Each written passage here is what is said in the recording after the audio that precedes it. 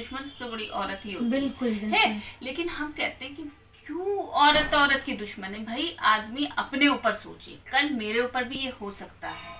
जहाँ तक बीजेपी का सवाल है तो बेईमानी में तो नंबर 1 है वो। मैंने कभी इतना बड़ा आंदोलन नहीं देखा, और औरतों ने इतना बड़ा आंदोलन हिंदुस्तान में तो नहीं हुआ है जो एनआरसी सीए ने कर दिया। ये तो इनकी हुकूमत की कहिए खुशकिस्मती थी कि कोरोना वायरस आ गया, वरना इसको कोई हटा नहीं सकता था। अल्लाह जी। और ये हुकूमत भी डर गई थी।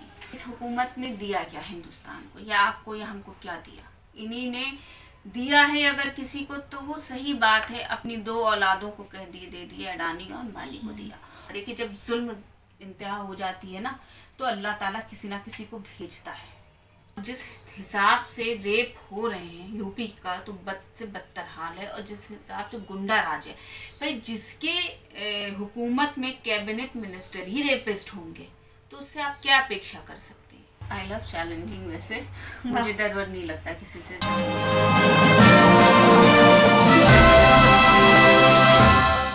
नमस्कार, मैं आमना। आज दुनिया में कोई ऐसा हिस्सा नहीं रहा जहां पर औरतों ने अपना दबदबा नहीं बना रखा, लेकिन फिर भी कुछ ऐसी औरतें हैं, कुछ ऐसी मजलूम औरतें हैं जिन्होंने आज तक अपनी आवाज़ नहीं उठा पा रही हैं, और कहीं ना कहीं उनके फैसले आज भी उनके भाई, उनके शौहर या फिर उनके पिता ही ले रहे हैं। ऐसे ही औरतों का जिम्मा उठाया तेज तर्रार मुनव्वर राना की बेटी उरूसा ने।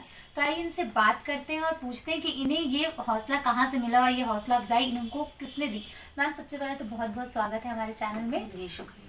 तो मैम कब आपको ऐसा लगा कि जो औरतें अपनी आवाज़ नहीं पहुंचा पा रही हैं, अपने मतलब कुछ भी अपने हक की लड़ाई नहीं लड़ पा रही, उनकी लड़ाई लड़ना आपने कब सोचा? देखिए पहली बात तो हम आपको बता दें क्योंकि मेरे खून में भी है और मैं लिबरल हूँ एक्चुअली, तो नाइंसाफ़ी तो आप जानती हैं मेरे हो नहीं सकती हमसे, तो मेरा है ही अंदर से वो है क्योंकि बॉर्न हम 3 अक्टूबर को हुए हैं, तो वो गांधी वाला वो भी चला आ रहा है बिल्कुल। तो वो कहीं भी हम जब आपको बता दें, कॉलेज लाइफ में जब हम स्कूल में थे, when I was in I think in 7th class, तो हमने एक लड़की थी, उसको 2 लड़के परेशान कर रहे थे, और 7th क्लास में क्या उम्र होती है, मैं थी, मेरे कजन्स लोग थे मेरे साथ रिक्शे पे, हम लोग लौट रहे थे स्कूल से, मैं कूद पड़ी रिक्शे से।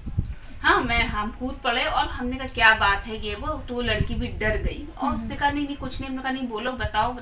तो वो लड़के डराने धमकाने लगे। फिर मेरे और जो मतलब कजन्स थे, साथी थे स्कूल के, तो सब उतर आए। हमने कहा देखो ये परेशान, तो वो मतलब मेरे अंदर से एक फीलिंग होती कि क्यों किसी औरत को या किसी मजलूम को दबाया जाए। भाई उसकी ज़िंदगी आप उसके हालात पे छोड़ दिए, तो ये शुरू से मेरे अंदर आया है। और रही क्योंकि अब हमको हाई कमांड ने भी, क्योंकि मैं I am vice president of महिला उत्तर प्रदेश, तो ये मेरी खुशनसीबी है कि मुझे हाई कमांड ने इतनी बड़ी वो दी है जिम्मेदारी, तो इसलिए और मेरी ये फर्ज बनता है कि मैं लोगों का काम करूं और लोगों की मदद कर सकूं। जब कुछ ऐसे भी केसेस आते होंगे कि देख के लगता होगा कि हाँ इसमें बोलना तो बहुत ज़रूरी होगा, कुछ ऐसा अगर वाकया आप अभी रिसेंट एक थी, उनके शादीशुदा बच्ची है वो, उसकी एक बेटा भी था, तो उस पर बड़ा जुल्म ज़्यादती हो रही थी, मुस्लिम फैमिली के थे, तो उसका ये क्या किया कि उसको मारते पीटते थे। तो फिर जब उसने अपनी आवाज़ उठाई, वो बच्ची क्योंकि जॉब भी करती है, तो उसका सारा जेवर तक उन लोगों ने सब चीज़ें उसकी जो है खुद रख ली हैं, और उसके ऊपर उल्टा FIR कर दी लोग ने। और ये लोग कुछ नहीं कर पाए क्योंकि वो लोग कमजोर लोग थे और उनको डर रहता था कि कौन दौड़े, होता है हर आदमी डरता है, इज्जत की बात होती है। तो उनका आना जाना एक्चुअली मेरे घर पे है। तो जब वो आए, उन्होंने हमको फ़ोन किया क्योंकि मैं बाहर थी उस वक्त, तो हमने कहा क्या बात है, तो उन्होंने बताई, तो उनका घर आइए, आपसे हम बैठ के बात करेंगे। फिर आप यकीन करिए, अल्लाह का बहुत शुक्र है कि अल्लाह ने इज्जत रखी, मैंने उसी वक्त FIR कराई अगेंस्ट उनके। हमने कहा पूरी हमसे जो भी मदद हो सकती है भाई, है ना, वो हम करेंगे। उनकी FIR हो गई, अल्लाह का शुक्र। ये आपका जो बिल्लौज पूरा कहाँ का वाक़या है ये, है ना, हाँ वहाँ का है, तो खैर हो गया या FIR कराई। तो ये लाजमी है भाई, देखिए हर औरत को ये सोचना, देखिए कहते हैं ना औरत के पीछे औरत की दुश्मन सबसे बड़ी औरत ही होती है। लेकिन हम कहते हैं कि क्यों औरत की दुश्मन है। भाई आदमी अपने ऊपर सोचे, कल मेरे ऊपर भी ये हो सकता है, कल मेरी औलाद पे भी ये चीज़ गुजर सकता है, वो उस दर्द से, उस तकलीफ से, अल्लाह बचाए। अगर आप आज किसी की मदद करेंगी तो अल्लाह आपकी मदद करेगा, आपकी औलाद की मदद करेगा। ये मेरे माँ बाप ने मुझे तरबियत दी है और ये हमारे हदीस में भी है। तो मेरी कोशिश यही रहती है कि मैं जितने लोगों की मदद कर सकूं मैं ये दुआ करती हूँ अल्लाह से कि अल्लाह मुझे इस लायक तो बना दे, क्योंकि लाजमी मेरी तो कोई हैसियत नहीं है, चुनने वाला वो है बादशाह। तो हमें चुने और हमें इस लायक बना दे कि हम लोगों की मदद कर सकें इंशाल्लाह। तो मैम कैसा लगा कि आपको जब ये चीज़ें आपने करी तो इसमें बहुत सारी दिक्कतें भी आई होंगी, क्योंकि बीइंग अ गर्ल एक आपको भी कुछ ऐसी दिक्कतें, कुछ ऐसी डिफिकल्टीज चैलेंजिंग हुआ होगा कि नहीं? ऐसा लगा कि आपको कि नहीं स्मूथली चलता रहा?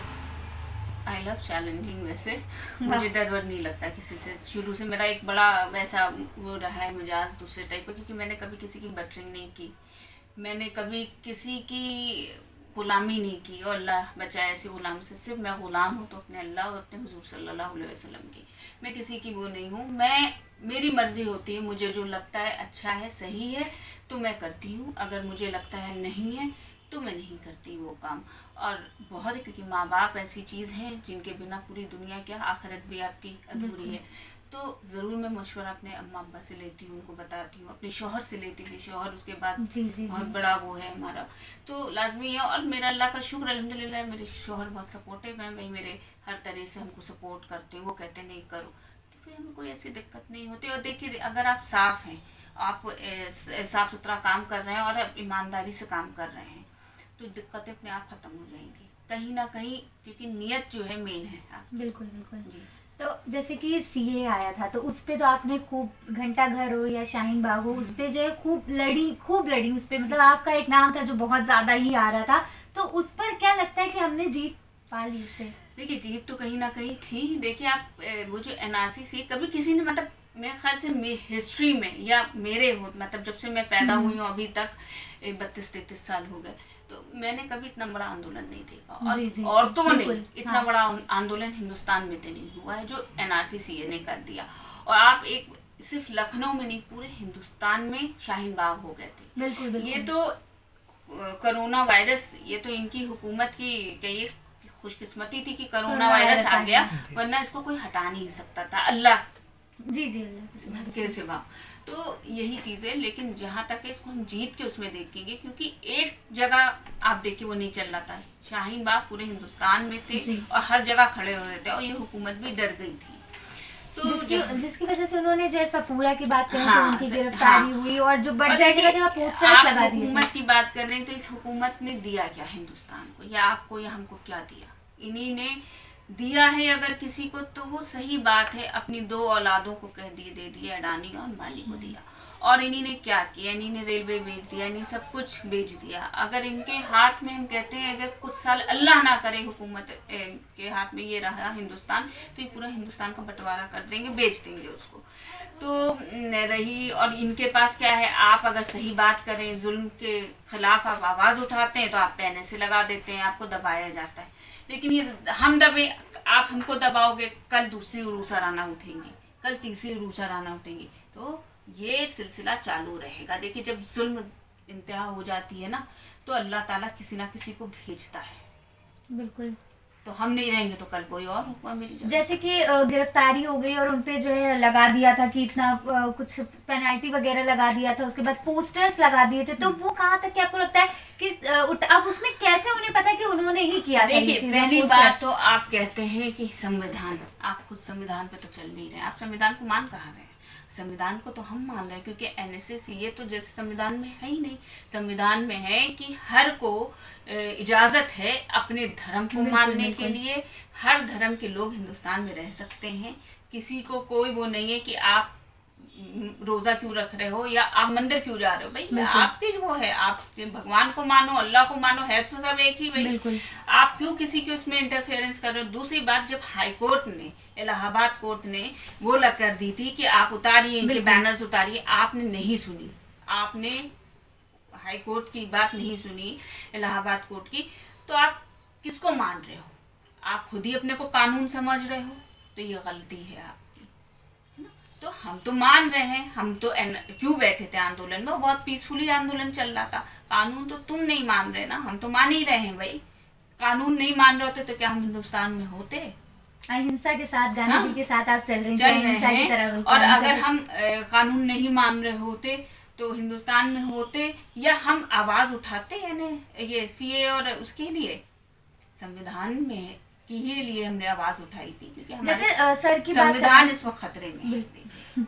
जैसे कि सर की बात करें, अगर मुनव्वर साहब की बात करें, तो वो भी एक उनका लग गया कि शायरी सियासत और मुनव्वर आना हो गया कि क्यों ऐसा हो गया कि मतलब एक इतनी अच्छी छवि थी उनकी, एक शायर, इतना खूबसूरत अशार जो वो बताते हैं, माँ के ऊपर ज्यादा उन्होंने, उसके बाद एकदम से सियासत में आके वो कहते कुछ है और दिखाया कुछ जाता है, और वो भड़कीले उसमें आ जाता है कि भाई उन्होंने विवादित बयान दे दिया। तो उस पर क्या लगता है आपको? देखिए, आज के दौर में जो भी सच बोलता है तो वो विवादित हो जाता है।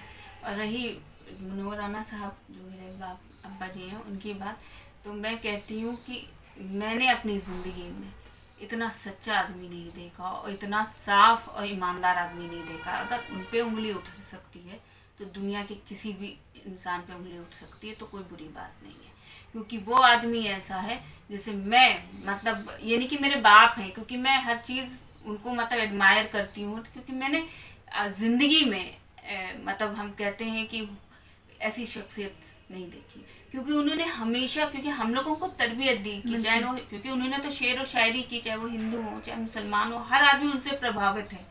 ऐसा नहीं है आज लोग उनको गलत कह रहे हैं, क्योंकि उन्होंने, भाई हर आदमी देख रहा है कि नहीं आप एक कौम के लिए गलत कर रहे हो, तो क्यों नहीं हम आवाज़ उठाएंगे। और उन्होंने सिर्फ मुसलमान के लिए नहीं, उन्होंने जब भी हिंदू बच्ची के साथ कुछ हुआ या सिख बच्ची के साथ, किसी के साथ भी हिंदुस्तान में गलत हुआ है, तो उनकी आवाज़ उठी है और उठती रहेगी। अभी जैसे कि फ्रांस में जो मोहम्मद साहब के कार्टून को लेकर जो इतना ज्यादा बवाल हुआ, तो उस पर सर ने कुछ ऐसा बोला कि उनकी एफआईआर दर्ज कर दी गई और इतना ज्यादा हुआ, तो वो तो उन्होंने ये भी कहा कि हम माफी तो नहीं मांगेंगे, हमने कुछ गलत ऐसा नहीं कहा। तो आपको क्या लगता है? नहीं, उन्होंने गलत तो कुछ नहीं कहा, उसको देखिए गलत मोल्ड करके Pretend आप दिखाइए, प्रिटेंड करिए उसको, है ना। लेकिन आप ये देख लिए, क्योंकि वो इतने साफ शफाफ आदमी है और अल्लाह की कहीं ना कहीं मदद आती है ऐसे लोगों के लिए, वरना कोई और शख्स होता तो उसको तो पता नहीं क्या कर चुके थे। लेकिन अल्लाह ताला बना, क्योंकि उन्होंने कभी कोई गलत वो नहीं किया। हाँ, और वो खुद में एक यूनिवर्सिटी है, उनके बारे में हम कुछ ज़्यादा नहीं कह सकते, क्योंकि वो खुद इतने मतलब बड़े वो हैं कि हम नहीं कह सकते।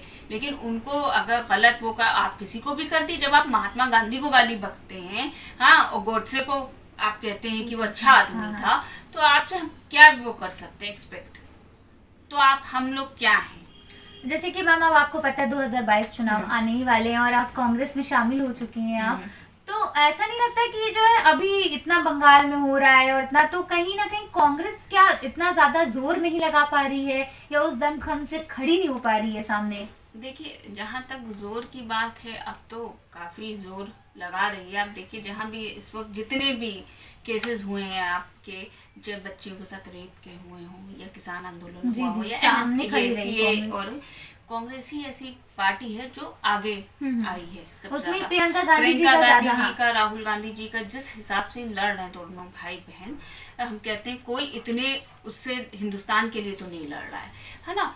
तो ये गलत है कहना कि कांग्रेस पीछे है, नहीं, कांग्रेस ही पार्टी ऐसी है जो सबसे ज्यादा, और आपको हम आने वाले वक्त में कांग्रेस ही जो है इसका मुकाबला कर सकती है और कोई कर भी नहीं सकता। जैसे आज ही एक फोटो थी प्रियंका गांधी जी की जो बड़ी वायरल हो रही है, आसाम में वो जो पत्ती तोड़ रही है उसकी चाय की, और उनकी जो राहुल गांधी की मछलियां, तो अब उसमें ये हो रहा है कि भाई नड्डा जी जाके जो है बीजेपी की रैली कर रहे हैं, मोदी जी यहाँ हमेशा, लेकिन ये दोनों लोग यहाँ पर क्या साबित करना चाह रहे हैं वहां जाकर मछली पकड़ के, या फिर वो चाहे उस पर बड़ा ट्रोल हो रहा है एक तरह से।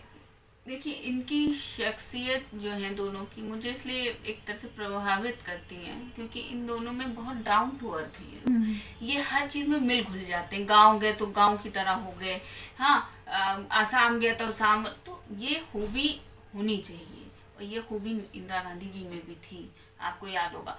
तो ऐसी खूबी, क्योंकि अगर आप नेता हैं तो आपको जमीन पे आना पड़ेगा। आप सोचिए कि मैं मर्सिडीज पे बैठ के हाथ हिला के चला जाऊं, लोग प्रभावित होंगे? नहीं। अब ये हिंदुस्तान है और लोग जागरूक हो चुके हैं, उनको चाहिए जमीन पे जमीनी नेता। तो जमीनी नेता अगर कोई है तो राहुल जी और प्रियंका जी हैं। 2022 में हमें लगता है मिलेंगे देखने को। हाँ, इंशाल्लाह, उम्मीद तो हमेशा रही है और रहेगी, और अच्छा काम कर रही है। बाकी तो देखिए अल्लाह मालिक। और जहाँ तक बीजेपी का सवाल है तो बेईमानी में तो नंबर 1 है वो। अब EVM है और भी चीजें, हम देखते हैं क्या होता है, लेकिन अच्छा काम करेगी, अच्छा वो लाएगी इंशाल्लाह। और 2024 में तो पक्का है आना। खैर ये तो पॉलिटिक्स की बात हो गई, हम यहाँ बात करने आए थे महिला सशक्तिकरण की, और एक एग्जाम्पल हमारे पास जो हमारे साथ बैठी है, इतनी बड़ी एग्जाम्पल एक महिला सशक्तिकरण की। तो मैम महिलाओं को क्या लगता है कि योगी के राज में महिलाएं सेफ है? कहाँ सेफ है? आप देख ले, हम ये नहीं कह रहे कि हर हुकूमत में हुई ही चीजें नहीं, क्योंकि ये बड़े वादे करते हैं, बड़े और बातें इन्हीं ने काम है, सबका हाँ। साथ सबका विकास। अब बता दीजिए, इन्हीं ने ना सबका साथ दिया ना किसी का विकास किया। आप देखिए, और जिस हिसाब से रेप हो रहे हैं यूपी का, तो बद से बदतर हाल है। और जिस हिसाब से गुंडा राज है भाई, जिसके हुकूमत में कैबिनेट मिनिस्टर ही रेपिस्ट होंगे, तो उससे आप क्या अपेक्षा कर सकते हैं? एक्सपेक्टेशन मेरी क्या रहेगी? क्या वो हमको इंसाफ देंगे? हाँ, तो उनसे कैसे हम इंसाफ की वो कर सकते हैं, जुगाड़ लगा सकते हैं? तो नहीं, ये कोई नहीं, इन्होंने ना विकास किया है ना किसी का साथ दिया है। बच्चियाँ डरी हुई हैं, माहौल बहुत ख़राब है ना? इसको समझना होगा हम सबको मिलके, क्योंकि ये सिर्फ हमारे घर परिवार की देखिए बात नहीं है, ये हमारे हिंदुस्तान की बात है। और हमको अगर एक हिंदुस्तान को एकजुट होके महात्मा गांधी जी के टाइम का या नेहरू जी के टाइम का करना है, तो हम सबको प्रेम से मोहब्बत से आगे आना होगा और एक दूसरे के साथ खड़ा होना पड़ेगा। जैसे कि आप एक एग्जाम्पल हैं, बहुत अच्छी विमेंस एम्पावरमेंट पे, महिला सशक्तिकरण पे हम लोग भी बहुत एडमायर होते हैं आप जैसे महिलाओं को देख कर कि हम भी भाई ऐसा बिल्कुल होंगे। तो ऐसी जो और भी लड़कियां हैं, जो औरतें महिलाएं देख रही हैं, उनको क्या कहना चाहेंगी? उनको मैं ये कहना चाहूँगी कि सबसे पहले आप दिल से अपने डर निकालिए, क्योंकि डर जो है ना वो सब चीज़ें ख़राब कर देती है। डर होगा तो आप गलत काम भी कर लोगे कि अरे सच बोलेंगे तो मेरा गला काट दिया जाएगा। देखिए, एक शेर मैं पढ़ने जा रही हूँ जो मेरे अब्बा का है, मरना ही मुकद्दर है तो लड़ के मरेंगे, खामोशी से मर जाना मुनासिब नहीं होगा। मरना तो है ही है हमें, तो हम क्यों डरें भाई? अगर हम अच्छा काम करके मरते हैं तो एक फ़ख्र रहेगा, पूरी दुनिया याद करेगी। अगर हम पाप करके मरेंगे तो लोग कहेंगे अच्छा वो चला गया, अच्छा वो चली गई, इन्होंने बड़े पाप किए थे, बड़ा परेशान थे। तो क्यों ना हम ऐसा काम करें जिससे मेरे मुल्क का नाम रोशन हो, लोग हमें याद करें, ये ज़माना याद करें। शुक्रिया बहुत बहुत। तो ये थी भाई मैम, एक चीज़ और आपसे पूछना चाहिए, आपका नाम बहुत अच्छा है उरुसा, तो इसका मायने भी बताते चलिए। इसका नाम हीरोइन है और ब्राइड है, दुल्हन। ओके। ये अरबिक नेम है। हाँ, तो ये इसका मायने, ये लोग अक्सर ये बात, आप क्या ज़्यादातर 100 में रखा 99 लोग पूछते हैं हमसे, तो मुझे हंसी आती है। मैं बताती हूँ कि ये नाम नया है, सुनने में कम मिलता है, अब तो फिर भी काफ़ी लोग हो गए हैं। हैं, एक बार तो मेरी बहन की शादी जब हुई थी सुमैया राना जी की, तो हम छोटे थे, तो उनके ससुराल से लोग आए, तो कहने लगे नाम सबका, तो कहने वो गई, वो काफ़ी बड़ी सी थी, उन्होंने अपना नाम उस वक्त चेंज करके उरूसा रखवाया। मैं थोड़ा गुस्सा भी हुई कि मेरा नाम क्यों रखा है इन्होंने। तो ये है मेरा नाम, आपको बता दिए कि क्या है। बिल्कुल शुक्रिया। तो ये थी उरूसा राना जी, जिन्होंने बहुत अच्छी अच्छी बात करी, और अगर लड़कियां देख रही हैं तो इनसे एक बहुत अच्छी सीख मिलेगी कि किस तरह से एक लड़की होकर अपने दम पर खड़ा होना, मतलब लगता नहीं है कि अपने फादर तो मशहूर है, उनकी वजह से ये मशहूर नहीं है, लेकिन ये अपने काम की वजह से मशहूर है। कैमरा पर्सन गोविंदा के साथ मैं आमिना, UNN लखनऊ।